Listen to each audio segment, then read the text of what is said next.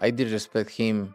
I don't respect him anymore because he say I'm not gonna do what they want me to do and this and that. And Stands no chance. But then I watched it the next month. I was like, he actually did way better than I thought he would have did. But people forget Jake Paul rostered Ohio State rostering, so he's tough.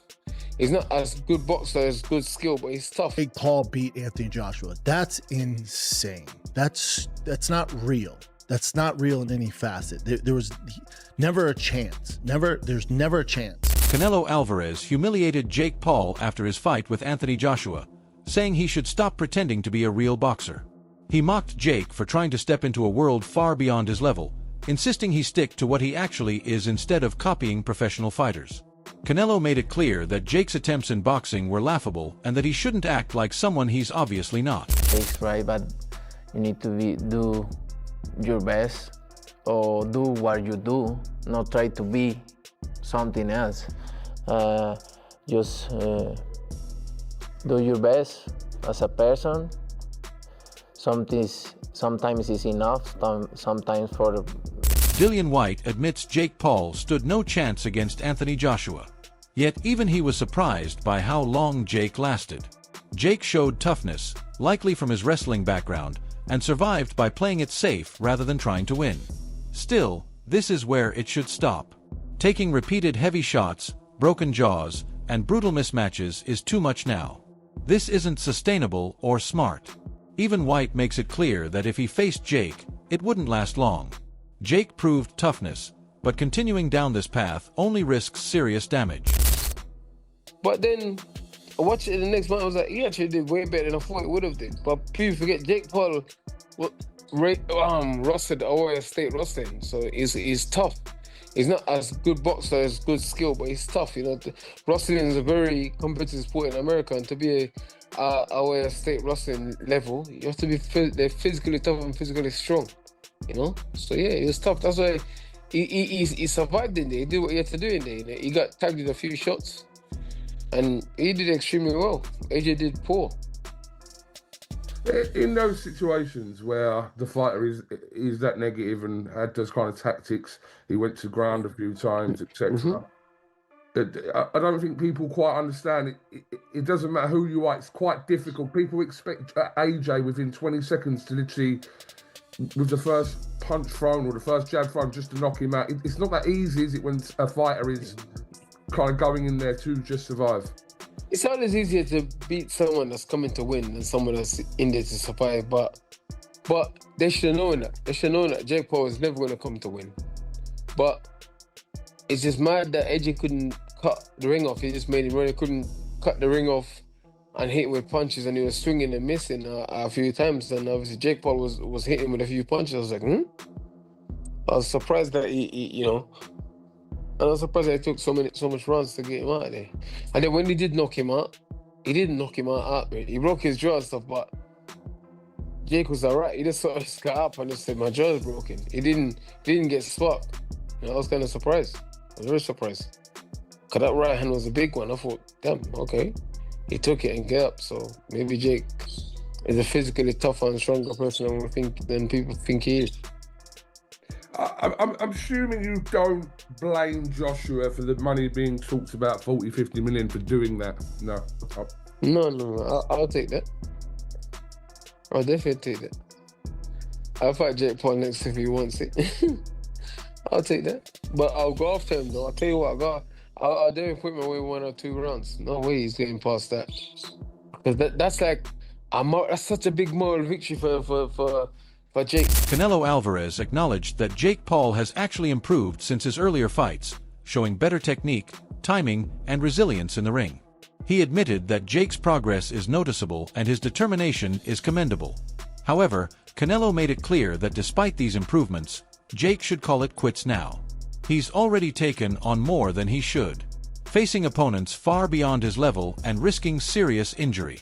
Canelo emphasized that continuing this path isn't wise, and Jake has done enough to prove himself. It's time for him to step back and stop while he still can. Canelo Alvarez has often mocked Jake Paul's choice of opponents, pointing out that he tends to face retired or non-competitive fighters rather than serious professionals. His remarks highlight the perception that Jake's matches are more spectacle than legitimate competition. When jokingly asked whether he would ever consider a fight with Jake, Canelo responded with humor, suggesting that the only conceivable time might be when Jake reaches 50 years old. This tongue-in-cheek comment underscores Canelo's view of Jake's current place in boxing, emphasizing the gap between mainstream champions and celebrity-driven matchups while maintaining a playful, dismissive tone. He improved more and he do a really good job. Believe I say this and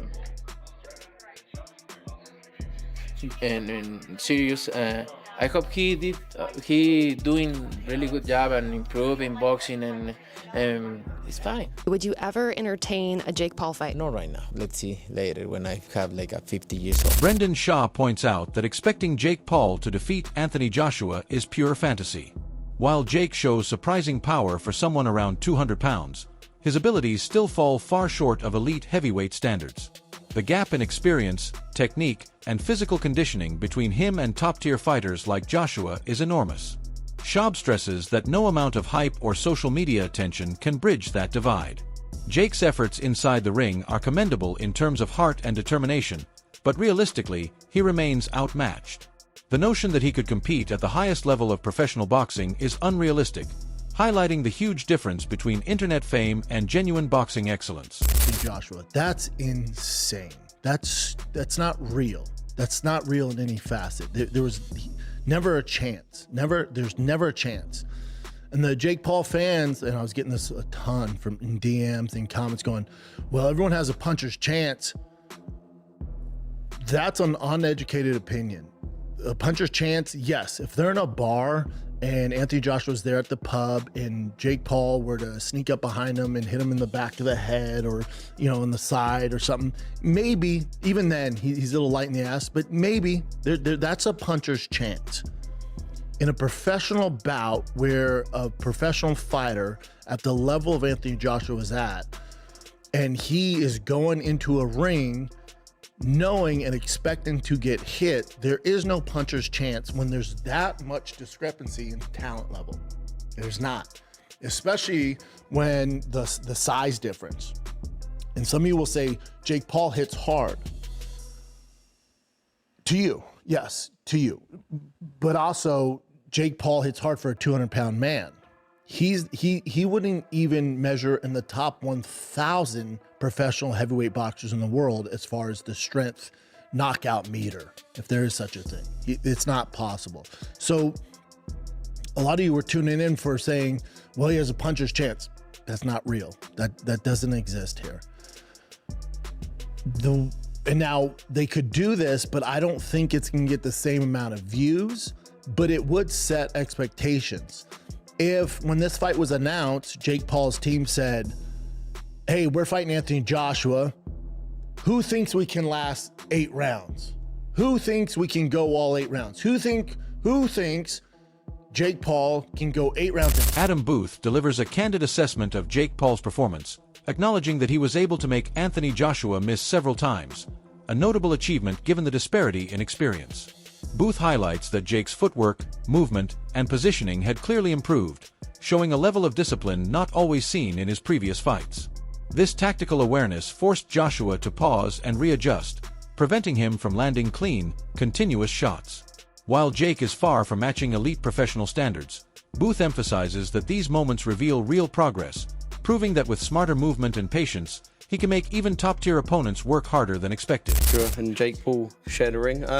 Your takeaways from the 6 rounds that we saw, presuming you watched? I was impressed with Jake Paul. I thought that, following on from what we're saying, right?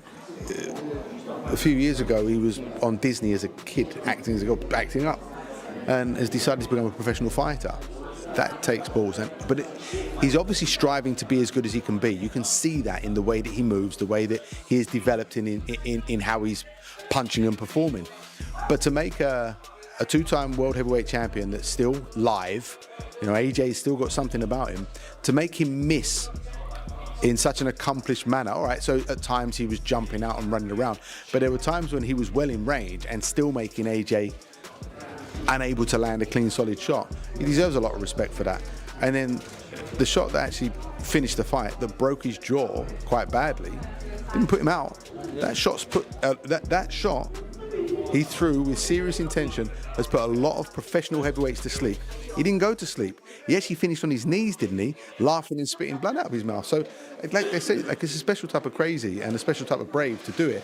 But I actually hats off to him because he showed that he's developing some accomplished little skills in there to look after himself. The size difference is always going to fatigue him. I know everyone will come with the idea that, oh, well, AJ should just go in there one round and smash him to bits, and that should be it was a big ring, right? Perhaps he could have cut the ring off a bit better, but would I be right in saying that regardless of skill level, if you forget about that with the two for a second, if someone is on the back foot on their bike and doing what Jake was doing, it's difficult no matter who you are, no matter the kind of separation in skill level. It's a big ring, and you've either got to run at him and look like a novice yourself, or just take your time and understand. Sergio Mora shares his disappointment after watching the Jake Paul versus Anthony Joshua bout. He observes that Jake relied heavily on straightforward movement, constantly advancing and retreating without much side-to-side maneuvering. This predictable approach complicated Joshua's attempts to connect with precise punches. Mora notes that while Jake's strategy helped him survive moments of danger, it lacked the complexity typically required at high-level boxing. The limited lateral movement prevented Joshua from exploiting angles effectively, forcing him to reset repeatedly. Mora's critique underscores that although Jake showed resilience, his overall footwork in ringcraft remained basic compared to experienced professional fighters. Wasn't so much moving laterally all the time. He was literally running. Look at some of those rounds. He was running. He was going north to south, not side to side. He was running. Anthony Joshua should have been able to cut the ring off. And the times that AJ had Jake Paul cornered, he couldn't get shots off. He wasn't going to the body. He wasn't using his superior size on Jake. I heard Nikisa Badarian say afterwards that AJ was leaning on Jake. Come on. Jake was leaning into AJ, falling into AJ, and that's why those clinches were taking place. AJ is purportedly one of the best heavyweights in boxing. AJ believes he's on the level that he should challenge Tyson Fury. That wasn't the kind of performance that makes me believe Anthony Joshua is still a high-level heavyweight. Well, you're wrong again. Anthony Joshua didn't look great because he wasn't allowed to look great. When you're in there with a smaller fighter that refuses to engage, refuses to box, to fight, he's running. Think of Canelo Williams' school. Canelo didn't look good, and he got accused of not being able to. Okay, can I just 1 second? 1 second.